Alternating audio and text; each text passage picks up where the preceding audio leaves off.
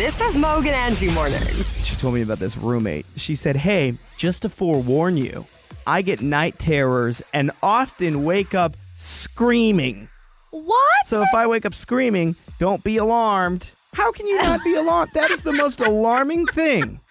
Stacy did this. She tried this overnight curler thing for her hair. Okay, I feel like I know what you're talking about. And she set it in the top drawer of like the little end table between the beds. Yeah. And this woman pulls it out and goes, "What's this?"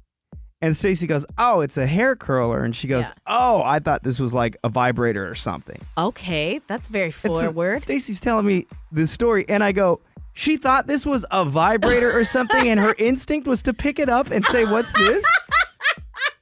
Oh, yeah. Ew, she had no problem. If you think that's somebody's vibrator, don't pick it up.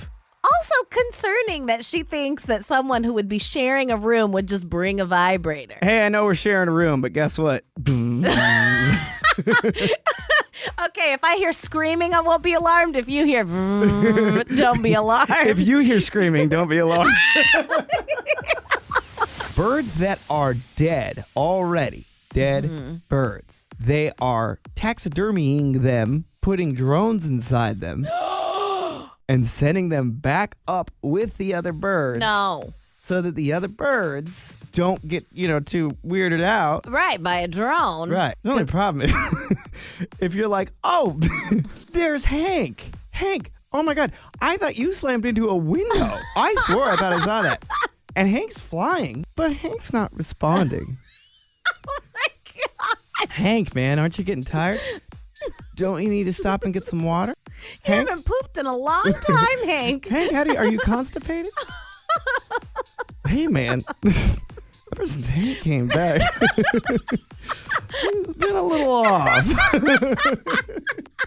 If you are getting it in at least once a week, that's a Then you're sign good. of a healthy relationship. Yeah. So don't be stressed out when you've got those like friends that are like, oh, we're doing it sometimes 3 times a day, like trying to flex. Like We do it on the wall. We do it on the floor. We do, yeah. The Dr. Seuss of sex.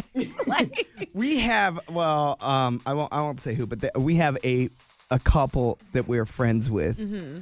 They had a housewarming party, and they're like, "This is our bedroom. This is where we do it. We've done it there. We've done it there." And I remember being I'm like, sorry, wait. Yeah, They detailed where in the rooms they have yeah, and like copulated? Is that it? detailed their sex in general as part of the tour of the house.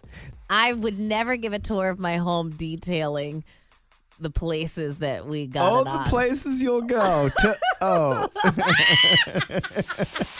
There's a woman who just had a baby who's catching some heat, right? She named her baby after her dog that died. Her beloved pet, he passed away, so she named her baby boy the dog's name. And people are like, what? That's so weird.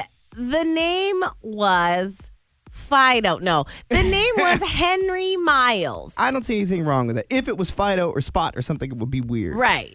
I would have a hard time dating somebody who, like, I had a dog with their name. Like, our dog growing up was Nikki. Also, and like, dating a Nikki would be weird for you. dating a Nikki. Say you're in bed with a Nikki. Yeah. I could never say her name. If she was somebody who was like, I need you to say my name. Right. I couldn't accommodate that. Oh, could you say, you're a good girl?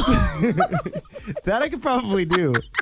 You know what I mean? But that's why now I name dogs names that I likely won't end up ever dating somebody with that name. I'm Right. married now, but God forbid I ever end up being single. Probably not going to date somebody named T-Rex. Probably not a woman named Titan.